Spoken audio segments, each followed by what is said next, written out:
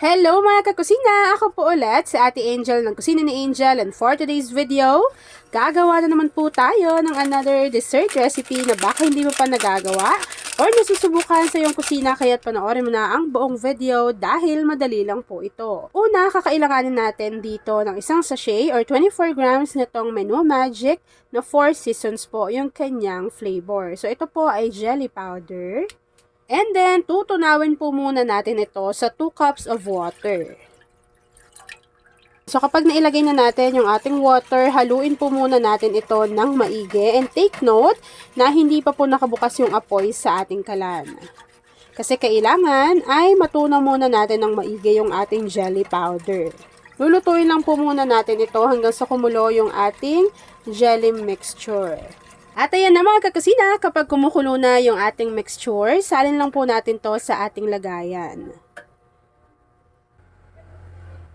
So, isa-transfer lang po natin to dito sa ating molde. Tapos, hihintayin po natin yung mag-set at mag-firm, and then gawin na po natin yung ating mixture. Kakailanganin natin dito ng cake bars. Ayan. Tapos, meron ako dito, ganitong klase ng lagayan. So, ito po ay meron siyang 500 ml. Square yung pinili ko para saktong-sakto yung ating cake bars. Tapos po, naglagay lang ako ng 2 piraso. Bago, i-flatten nyo yan. Tapos, kapag ganito na yung kanyang itsura, set aside natin. Para sa ating mixture, kakailanganin natin dito ng 1/3 cup ng cornstarch. At kakailanganin din natin dito ng unflavored jelly powder na Menu Magic. So, ito po ay isang sachet. After po nun, siguraduhin natin na hindi pa nakabukas yung apoy sa ating kalan. Dahil tutunawin muna natin yan sa 3 cups of water. After adding ng ating 3 cups of water, tunawin lang po natin ng maigi yung ating dry ingredients. And then, maglalagay po tayo dito ng 1 can or 380 grams nitong Marie Evaporada. Yan. So, 1 can lang po yung gagamitin natin. Ito po ay mura at masarap. Kakailanganin din po natin dito ng 1 cup ng Marie Condensada. So, kung meron kayong mga business na gumagamit kayo ng Evaporada at Condensada, recommended ko itong si Marie. After nun, maglagay lang tayo at least half teaspoon ng vanilla essence or vanilla extract. Kapag nailagay na natin lahat ng ingredients natin dito sa ating kasirola, haluin lang po muna natin ito ng maigi para mag-combine at hindi lang siya namumuo sa bottom ng ating pan. And then, pwede na po nating buksan yung ating apoy sa ating kalan over medium to low heat. So, dapat po mahina lang yung ating apoy para hindi mabigla yung pagkaluto ng ating mixture.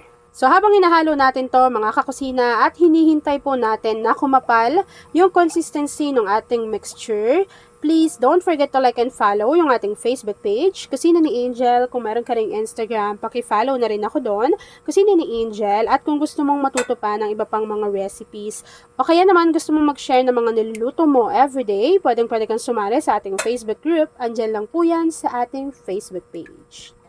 At ayan na nga mga kakusina, kapag nakita nyo po na medyo kumakapal na yung consistency ng ating cream, pwede na po natin i-off yung apoy sa ating kalan at direct na po natin tong i-transfer or isalin doon sa ating mga lagayan na merong cake bars.